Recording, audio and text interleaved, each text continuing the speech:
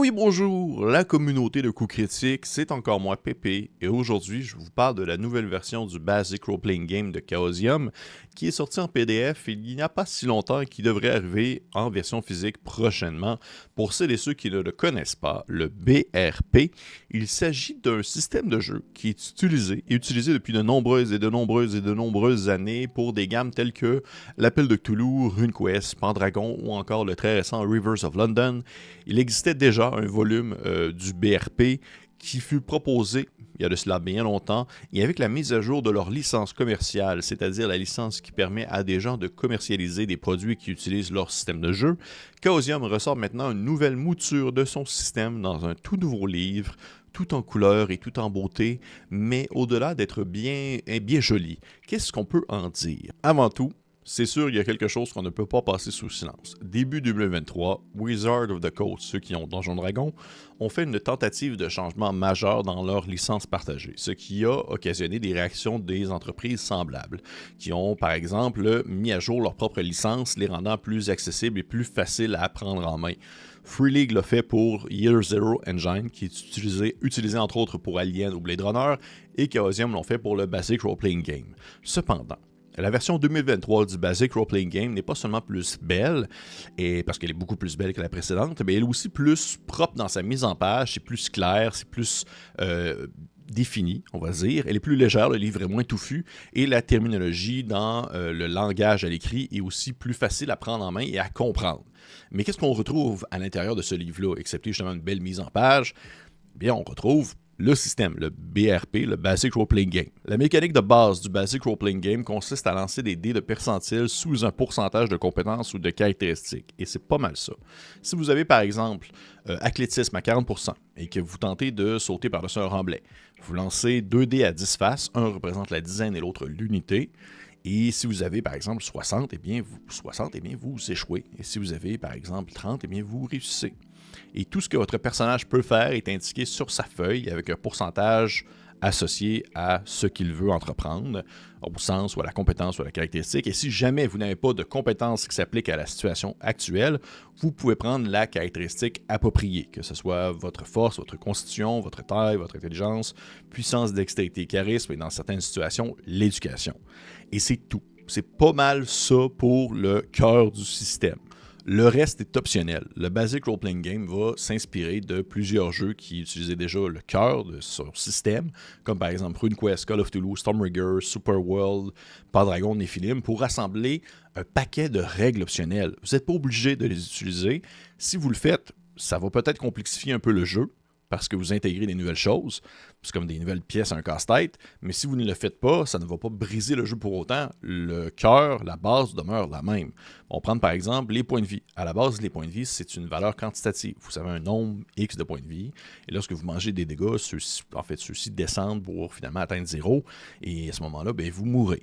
Dans une partie plus réaliste qui va utiliser le système du Basic Role Playing Game, vos points de vie peuvent être associés à des parties de votre corps, comme votre tête, vos bras, ou peu importe, et quand cette partie-là atteint 0 de points de vie, elle est morte. Et ça demeure que c'est comme un buffet continental, là. Vous arrivez là, puis il y a plein d'affaires. Puis là, si vous voulez juste manger du pamplemousse, vous pouvez. Si vous voulez manger juste du bacon, vous pouvez aussi, mais vous êtes tout de même dans le buffet continental du Basic Role Playing Game. C'est à vous de voir qu'est-ce que vous voulez rajouter à votre assiette. Vous pouvez avoir, exemple, un jeu d'horreur. Ça, c'est très connu dans l'Appel de Cthulhu. Vous voulez avoir un jeu d'horreur, mais sans nécessairement que ce soit spécifiquement l'Appel de Cthulhu. Vous pouvez prendre les règles optionnelles de la santé mentale qui est utilisée, qui sont expliquées dans le livre pour l'intégrer dans votre jeu. Il y a aussi un chapitre pour avoir des pouvoirs de super-héros. Il y a un chapitre qui va aborder des sciences qui sont beaucoup plus avancées. Si, admettons, vous voulez jouer dans un contexte plus de science-fiction. Fait il y a pas mal ça dans l'ouvrage, en plus de la base du système, qui est très simple, ce paquet de pièces modulables que vous pouvez ou non utiliser selon votre bon plaisir et selon le contexte de votre partie. Il y a une question qui se pose par contre. À quoi est-ce qu'on peut s'attendre comme nouveau contenu dans le livre? Alors que le système de base demeure sensiblement le même, que oui, il y a une nouvelle mise en page, des nouvelles illustrations de toute beauté de Loïc Musy, mais à quoi est-ce qu'on peut s'attendre comme nouveauté dans l'ouvrage? Eh bien, il y en a. Il y en a quelques-unes qui proviennent entre autres de la dernière édition de RuneQuest, qui, au moment de sa sortie, la nouvelle version du Basic Role Playing Game n'était pas encore accessible. Ça apporte entre autres les passions. C'est un moyen supplémentaire de définir la psychologie des personnages et comment est-ce qu'on peut l'utiliser en jeu. Il y a aussi la réputation qui apparaît, qui est une manière de voir à quel point le personnage est reconnaissable et qu'est-ce que les gens peuvent penser de lui. Mais encore une fois, tout ça c'est facultatif. Il n'y a rien de ça qui est obligatoire. Vous pouvez ne pas du tout l'utiliser. C'est à vous de voir qu'est-ce que vous voulez en faire. Il y a aussi quelques petits changements ici, des petites améliorations, disons, qui permettent d'utiliser les passions et les compétences pour avoir certains bonus à certains jets. Je vais essayer de l'expliquer clairement, mais c'est comme pour montrer que certaines compétences peuvent s'inter-influencer parce que vous pouvez les utiliser un peu de manière conjointe lorsque vous voulez accomplir une action précise. Si par exemple, admettons, vous décidez de voulez défoncer une porte, ou du moins, on va dire, ouvrir une porte de force, mais sans faire trop de bruit, il y aurait peut-être une manière de le faire en utilisant conjointement, oui, votre athlétisme, votre force brute, mais aussi peut-être votre furtivité. Il y a une manière de montrer que vous pouvez accomplir une action en utilisant plusieurs de vos capacités, pas seulement qu'une. Fait que ça, c'est quand même cool, j'apprécie ça. Il y a des choses, par contre, qui ne sont pas présentes dans l'ouvrage, qui sont très spécifiques à l'appel de Cthulhu. Pourquoi? Eh bien, parce que les produits commerciaux de l'appel de Cthulhu sont publiés sous une procédure particulière qui se nomme le Miskatonic Repository. Comme je l'ai mentionné, en fait, le livre de Basic Role Playing Game permet, entre autres choses, de montrer qu'est-ce que vous pouvez utiliser, qu'est-ce que vous pouvez commercialiser, mais l'appel de Cthulhu ne fonctionne pas de la même manière. Si vous voulez publier quelque chose de commercial, pour l'appel de Cthulhu, vous devez passer par le Miskatonic Repository. C'est une autre manière de faire qu'ils utilisent depuis un certain temps. Au final, si vous avez l'édition précédente du Basic Role Playing Game, vous n'avez pas tant besoin que ça de la nouvelle version. Mais en même temps, quand je pourrais dire, Chaosium a comme cette particularité de vouloir, puis en même temps, je comprends très bien, je trouve que c'est très fidèle à leur manière de faire. Cette compagnie-là a comme, on va dire, la fiabilité de son système à cœur. Eux, ils ont leur système, le Basic Role Playing Game. C'est ce qu'ils utilisent depuis les années 70, 78 là, pour Gloranta, je pense. C'est le genre de mécanique qu'ils vont peaufiner, qu'ils vont peut-être changer certaines choses, mais qui vont garder vraiment le cœur de base. Ce qui fait en sorte que je pense pas qu'ils ont sorti cette nouvelle version en se disant « Haha, voilà, vous avez besoin de ça maintenant pour faire du BRP. Tout ce que vous faites avant ne fonctionne plus et ça sera plus pantoute utilisable. » C'est pas leur manière de réfléchir, c'est pas leur manière, on va dire, de mettre de l'avant leur contenu et leur mécanique.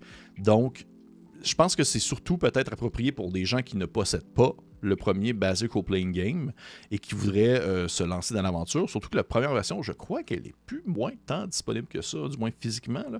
Et éventuellement, cette version-ci de 2023 va apparaître physiquement.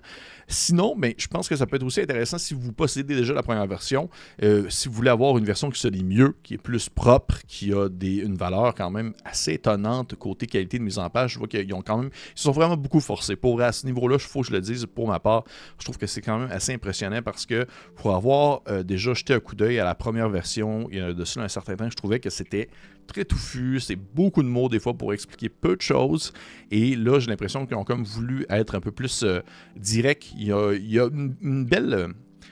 c'est très peaufiné, on va dire ça comme ça. C'est très peaufiné pour le même contenu, le même système.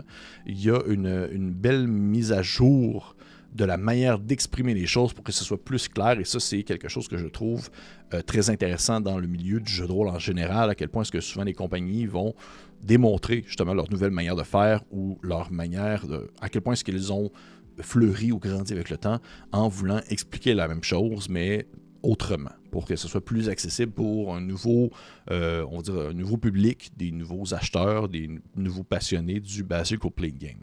Fait que c'est vraiment à vous de voir rendu là qu'est-ce qui vous tente. C'est un moteur que je considère, c'est un système de jeu que je considère quand même assez simple. C'est quand même flexible. Ça demeure toutefois, il y a d'autres systèmes qui sont plus simples que ça. Je pense que pour des personnes qui commencent dans le milieu, vous allez peut-être faire « Oh shit, il y a des affaires là-dedans, il y a du stock, il y a des compétences, il y a beaucoup de contenu. » Et effectivement, ça demeure classique. Le système de jeu est classique, dans le sens que tu vois qu'il y a des années derrière la cravate et que c'est pas quelque chose qui a été inventé au courant des années 2000. Là. Ça date de bien avant ça. Ça demeure classique, mais c'est un classique qui s'utilise bien, selon moi. C'est pas nécessairement votre tasse de thé, ça se peut. Ça se peut que vous trouviez que c'est de la pure merde. Moi, je l'apprécie bien. C'est pas mon préféré, mais je pense qu'il y a d'autres systèmes qui vieillissent on dit plus mal. Ils vieillissent mal comparativement au BRP.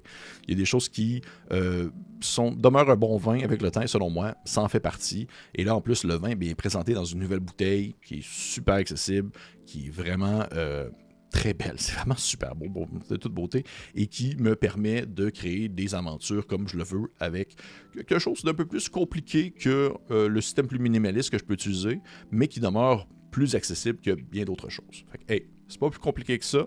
C'est à vous de voir ce que vous voulez faire. Moi, j'apprécie beaucoup. Je serais curieux de savoir votre opinion, si vous l'avez jeté un coup d'œil, si vous l'avez lu, si vous avez regardé qu'est-ce que ça valait. Si vous avez des commentaires, vous pouvez me mettre en dessous de la vidéo. Ça va me faire plaisir de vous lire. Si vous pensez l'acheter physiquement aussi, je serais curieux. Je vais mettre le lien vers les différentes manières de se le procurer lorsqu'il va être disponible physiquement. Sinon, pour l'instant, je mets le lien si vous voulez l'acheter en PDF. Et pour les autres, on se dit à la prochaine fois.